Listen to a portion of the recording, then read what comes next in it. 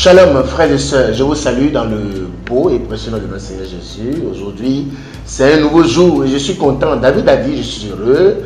Toutes les fois, on me dit, allons dans la maison de l'Éternel. Et pourquoi pas moi? Pourquoi pas moi donc? Quand le jour arrive pour moi de m'enregistrer pour vous et pour nous tous, j'allais dire, je suis très heureux. Et c'est une joie vraiment légitime parce que je me sens privilégié d'être un instrument entre les mains de ce très grand Dieu. Quel privilège. Que le nom de l'Éternel soit béni. Je sais que les vidéos que vous avez sont en train de vous rendre ministère d'une manière ou d'une autre. Et le Seigneur fera grâce aujourd'hui encore. Le Seigneur nous fera grâce et aujourd'hui encore, la vidéo d'aujourd'hui nous fera du bien. Alors, je sais aussi que vous ne le gardez pas devant vous, ces vidéos que nous enregistrons, parce que le ministère doit aller loin, les gens doivent être au contact de la parole, les gens doivent grandir, etc. etc. Donc, j'espère que vous partagez les liens de la chaîne YouTube, de la page Facebook et maintenant abonnant d'autres contacts aussi qu'on vous donnera plus tard. Que le Seigneur vous bénisse. Laissez-moi prier, donc je vous reviendrai derrière. Seigneur, nous voulons te rendre grâce. Nous voulons te rendre grâce et reconnaître que c'est toi. C'est toi qui as initié ce projet, c'est toi qui conduis ce projet et c'est toi qui es encore le maître de ce que nous voulons faire aujourd'hui. Le Seigneur de cet enregistrement. Permets, Seigneur, que ma bouche s'ouvre simplement et que tu parles. Parle au travers de moi. Permets que je sois nourri par ce que tu diras, moi aussi. Merci, Seigneur. Bénis, Seigneur, une soeur. Bénis, Seigneur, un frère. Bénis, Seigneur, quelqu'un qui va être mis au contact de cette parole tôt ou tard, selon des horloges pour chacun d'entre nous. Fais-le pour ta gloire. C'est dans le nom puissant de notre Seigneur Jésus que nous avons prié. Amen. Alors, nous sommes en train de parler de ce sujet de la demande. Nous avons commencé il n'y a pas très longtemps, non? Nous avons eu 2 vidéos. Et je pense que si vous n'avez pas lu les vidéos précédentes, vous devez aller les lire. Hein? Vous devez aller les lire sur YouTube. Voilà, donc elles vous feront du bien. Dans tous les cas, elles vous feront du bien. Alors aujourd'hui, je viens à vous et je vais sortir un aspect de la demande. Parce que le grand thème était « Demande-moi quelque chose que je vais te donner » ou « Demande-moi quelque chose ». Et nous avons pris le temps de faire le distinguo entre « Demande-moi quelque chose que je vais te donner » qui est ce que Dieu aurait voulu pour nous, et l'autre que Dieu n'aurait pas voulu pour nous, c'est demande-moi quelque chose, parce que le cœur de l'homme a beaucoup de désirs, et le Seigneur a dit, mes plans sont au-dessus de vos plans, mes projets sont au-dessus de vos projets, mes voies sont au-dessus de vos voies. Donc, ce n'est pas forcément que, et généralement, je vais dire, généralement, quand l'homme demande, quand l'enfant de Dieu demande, sans tenir compte de certaines choses, sa demande est toujours biaisée, sa demande est toujours à côté parce qu'il demande pour ses propres raisons, il ne demande pas pour Dieu. Au fait, nous devrions demander premièrement pour Dieu. Je dis premièrement pour Dieu parce que ça devrait glorifier le Seigneur. Ça ne glorifie pas le Seigneur. Le Seigneur, on ne risque pas de recevoir. Le Seigneur ne risque pas de nous donner une réponse, je veux dire, positive. Alors, qu'il vous souvienne que la mère des fils de Zébédée a demandé à Jésus, oui, Seigneur, je voudrais que dans ton royaume, qu'il te plaise, hein, dis-le pour que l'un de mes enfants soit à ta gauche et l'autre à ta droite. Et Jésus m'a dit, mais vous ne savez pas ce que vous demandez. Gloire à Dieu. Qu'il vous souvienne que cette personne, cette maman, cette mère des filles de Zébédée, c'était la tante, elle était la tante de Jésus. C'est la tante de Jésus dans la chair. Et que ces fils de Zébédée étaient ses cousins. Mais ce n'est pas une affaire de relation familiale, ce n'est pas une affaire de lien.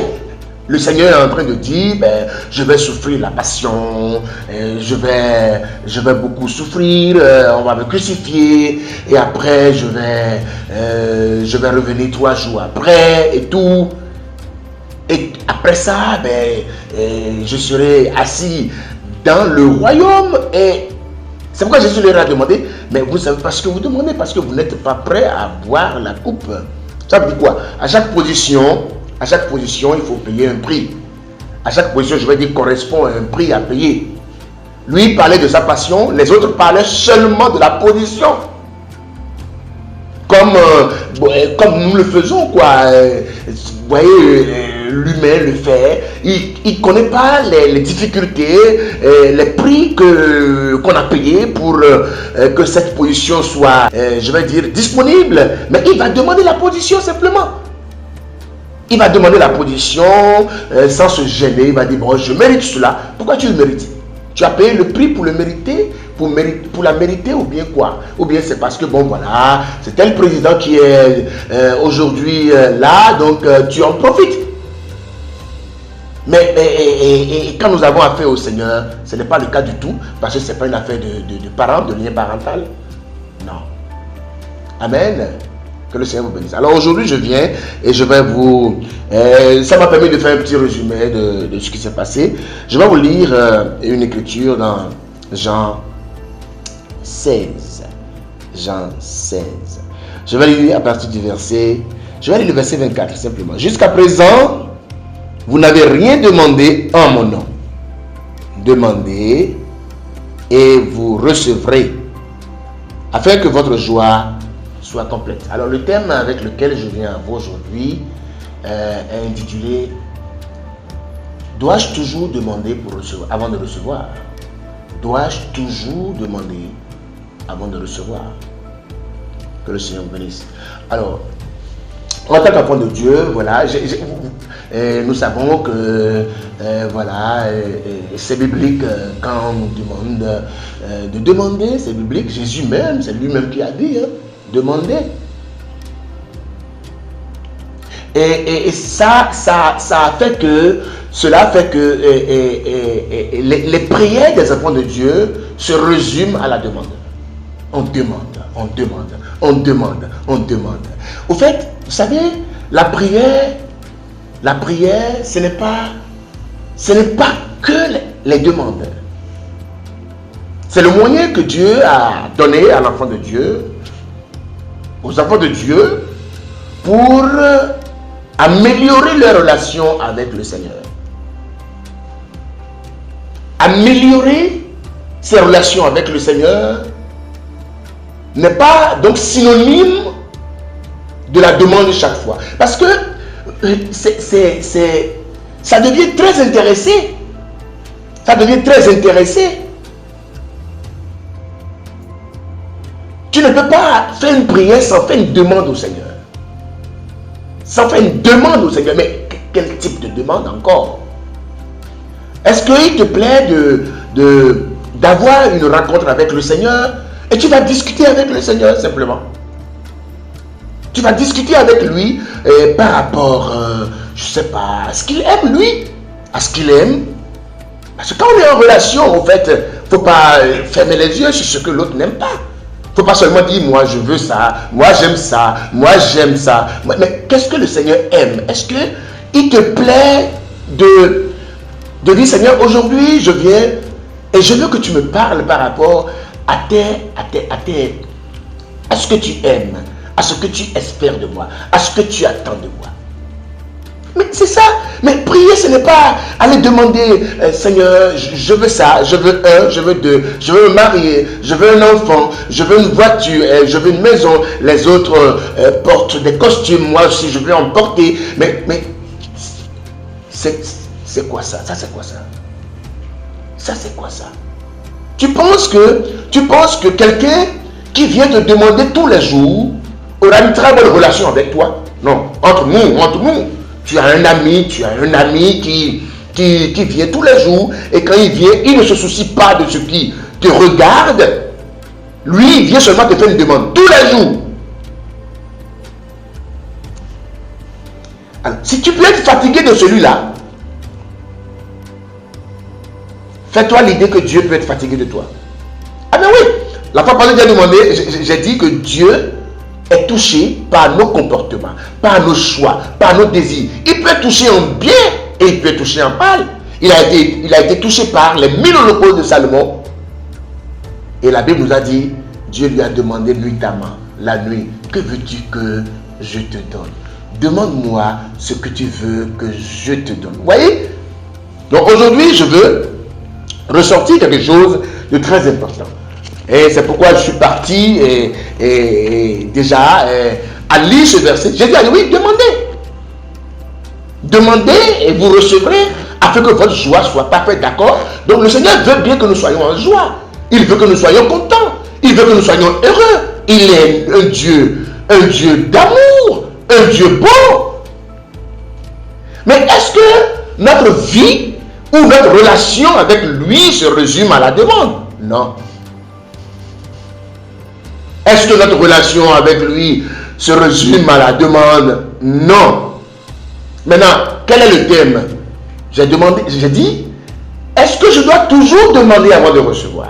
Et nous allons lire un verset, je l'ai lu l'autre jour et nous allons encore relire. Alors, je vais lire 1 Roi 3. Je lis à partir du verset 10. Bon, je vais lire à partir du verset 9 alors pour que ça soit plus clair. Accorde donc à ton serviteur un cœur apte à écouter pour juger ton peuple, pour distinguer le bien du mal. En effet, qui serait capable de juger ton peuple, ce peuple si important? C'est la demande que Salomon a faite à l'Éternel quand, après qu'il ait sacrifié 1000 holocaustes, après que le Seigneur se soit révélé à lui la nuit pour lui demander, et Salomon, roi Salomon, jeune roi, tu es un jeune roi, tu m'as offert 1000 holocaustes, tu n'as pensé qu'à moi, parce que je vous ai expliqué que l'holocauste, c'est un sacrifice entièrement dédié à l'Éternel. Les sacrifices qui étaient faits quand l'on sacrifiait, la chair de l'animal sacrifié revenait au prêtre. Mais quand il s'agit d'holocauste, aucun prêtre ne touche à la chair de l'animal qui a été sacrifié à l'Éternel. Ça veut dire quoi? Quand on tue l'animal, le sang coule sur l'autel, on consume le corps de l'animal par le feu. Ça veut dire que les sacrificateurs restent là, ils voient l'animal est consumé par le feu. C'est pour l'Éternel. C'est pourquoi on dit que l'holocauste, ça a un parfum de bonne odeur à l'Éternel.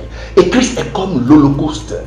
L'holocauste, oui, c'est pas comme, il est l'holocauste que Dieu recherche afin de pardonner les péchés de toute la terre. Alors regardez, le verset 10. Cette demande de Salomon plut au Seigneur et Dieu lui dit, puisque c'est cela que tu demandes, puisque tu ne réclames pour toi ni une longue vie, ni les richesses, ni la mort de tes ennemis, mais que tu demandes de l'intelligence pour exercer la justice, je vais agir conformément à ta parole.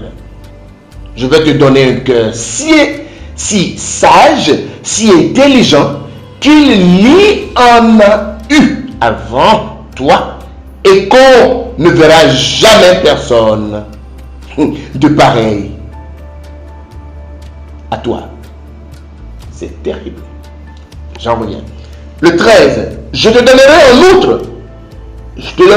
en outre ce que tu n'as pas demandé, des richesses, de la gloire, et de la gloire en si grande quantité qu'il n'y aura pendant toute ta vie aucun roi qui soit ton égal.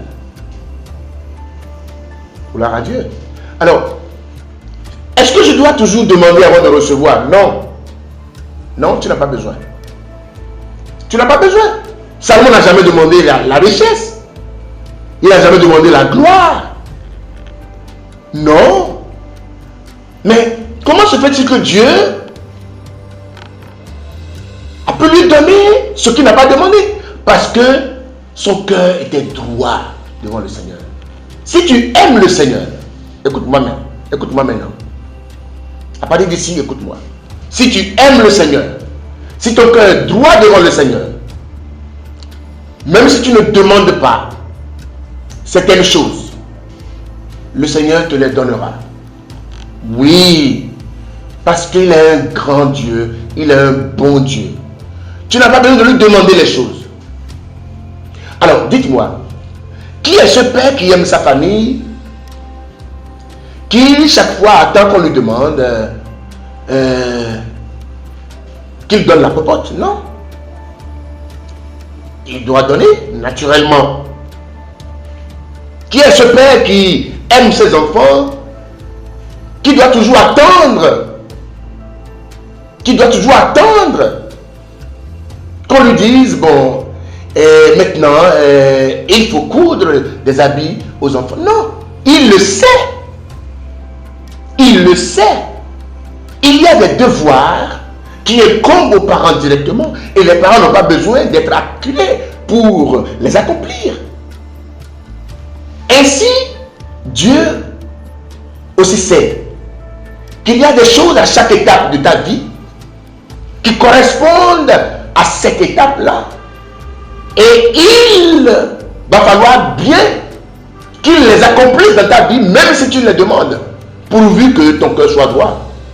Oui, pourvu que tu penses d'abord à l'Éternel. Jésus m'a dit, cherchez d'abord le royaume et sa justice. Alors, en quoi Salomon a-t-il cherché le royaume et sa justice ici? Il a offert 1000 holocaustes à l'Éternel. Il n'a pas pensé à lui. Il a pensé d'abord à l'Éternel. Et l'Éternel est en train de maintenant penser à lui. Voilà. Il est en train de penser d'abord à l'Éternel. Il a pensé d'abord à l'Éternel. Maintenant, l'Éternel va dire, oui, maintenant, comme tu as pensé à moi, comme tu as cherché vraiment le royaume et sa justice, comme tu veux de l'intelligence, comme tu veux aussi de la sagesse, pour juger mon peuple, ce qui m'est plus cher que tout, je vais te donner ce que tu n'as pas demandé. D'abord, je vais te donner ce que tu as demandé, et je vais te donner ce que tu n'as pas demandé. Suis-je obligé de toujours demander au Seigneur, à chaque niveau de ma vie, des choses? Non. Il me donne les choses qui me conviennent. Il me donne les choses qui cadrent avec l'étape où je suis avec lui. Il me donne les choses de mon niveau spirituel. Oui, de mes besoins aussi. Et tout ça pour sa gloire. Pourvu que mon cœur continue de rester droit devant lui. Nous allons nous arrêter ici aujourd'hui. Et je vous reviendrai encore et plus tard pour un autre aspect de ce thème. J'espère que cette vidéo va connaître entre vos mains beaucoup de mouvements. Vous allez la partager, vous allez donner les liens pour que les gens viennent regarder, que les gens aillent regarder. Je sais aussi que ces vidéos vous font du bien parce que vous ne pouvez pas être en train de demander tous les jours au Seigneur. Non. Vous ne pouvez pas demander tous les jours au Seigneur. Non, vous ne pouvez pas. Pour vous, non. Donc vous n'êtes pas obligé de chaque fois demander. Le Seigneur sait que vous en avez besoin. Il sait que vous en avez besoin. Gloire à Dieu. Que le nom de l'Éternel soit béni. Je vais prier. Seigneur, nous voulons te rendre grâce pour ce moment. Nous voulons te rendre grâce pour la manière dont tu nous as conduits ce matin. Nous voulons te confier, Seigneur, le reste des temps après avoir écouté ce message. Seigneur, donne-nous de changer nos manières de fonctionner avec toi. Donne-nous de penser qu'il n'y a que nous qui sommes dans le besoin. Il n'y a que nous qui avons des besoins et tout. Il n'y a que nous qui avons des désirs. Oui, Seigneur, toi aussi tu as des désirs. Tu attends quelque chose de nous. Tu attends de nous voir d'une manière. Tu attends que nous prenions certaines décisions. Tu attends que nos relations soient améliorées d'une certaine manière avec toi, Seigneur. Et nous ne le faisons pas. Seigneur, donne-nous de changer. Donne-nous de changer parce que ta parole nous change. Fais-le pour ta gloire. C'est au nom puissant de notre Seigneur Jésus, nous avons prié. Amen. Que le Seigneur bénisse. Prenez soin de vous.